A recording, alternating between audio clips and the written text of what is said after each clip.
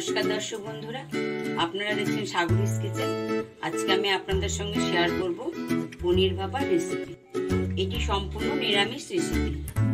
তবে রেসিপিতে যাওয়ার আগে যারা আমার চ্যানেলের ভিডিও প্রথম দেখছেন তাদের কাছে অনুরোধ রইল চ্যানেলটি সাবস্ক্রাইব করে পাশে থাকা নোটিফিকেশন বেল আইকনটি প্রেস করার জন্য।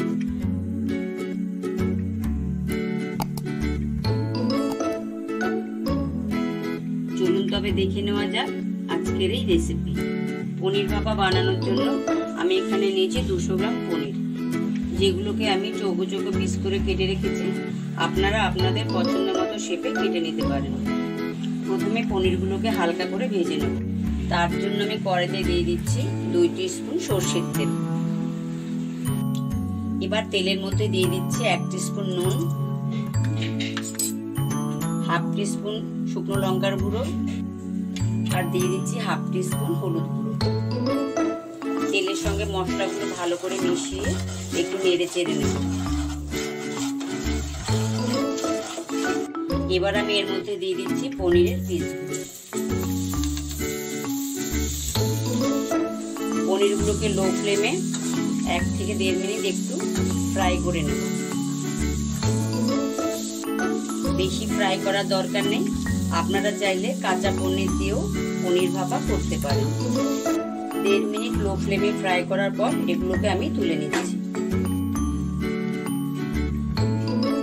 এবার আমি পনিরগুলোকে নিয়ে নিচ্ছি একটি স্টিলের টিফিন বক্সের ভেতরে।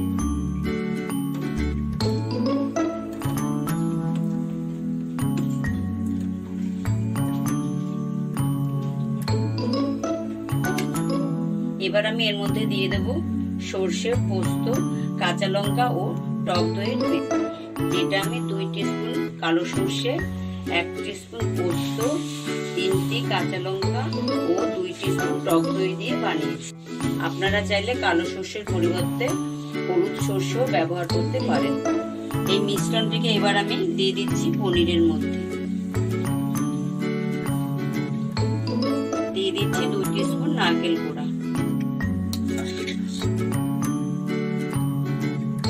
দিয়ে দিচ্ছি স্বাদ মতো নুন।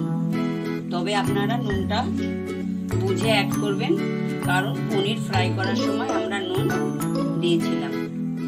আবারও বলছি, আপনারা চাইলে পনিরটা না ভেজে কাঁচা পনির দিয়েও এই ভাপাটা তৈরি করতে পারেন। দিয়ে দিচ্ছি হাফ টিস্পুন চিনি আর দিয়ে দিচ্ছি 3 টিস্পুন কাঁচা সরষের তেল আর দিয়ে দিচ্ছি সামান্য পাত্র ধোয়া জল। এবার সমস্ত উপকরণ ভালো করে মিশিয়ে নেব।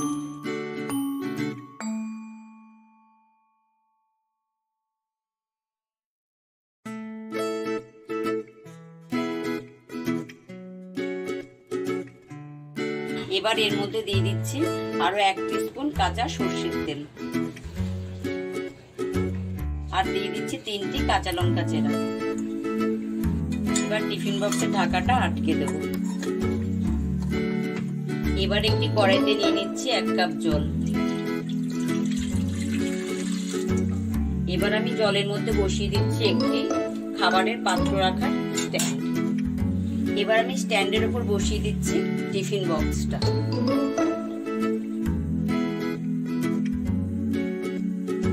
এবার আমি এটিকে 10 মিনিট মিডিয়াম ফ্লেমে চাপা দিয়ে রেখে স্টিম হতে দেব।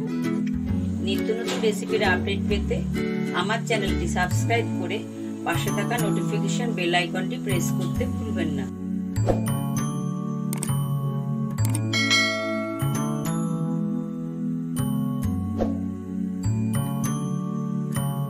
দশ মিনিট পর ফিরে এলাম। গ্যাসের ফ্লেমটি অফ করে ঢাকাটা খুলছি। এবার আমি এটিকে ঠান্ডা হতে দেব। ঠান্ডা হলে স্ট্যান্ড থেকে নামিয়ে নেব। এবার আমি ঢাকাটা খুলছি।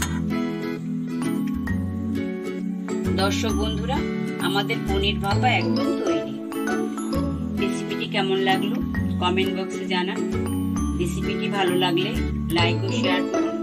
আজ এই পর্যন্তই। নতুন ভিডিও নিয়ে আবার দেখা হবে।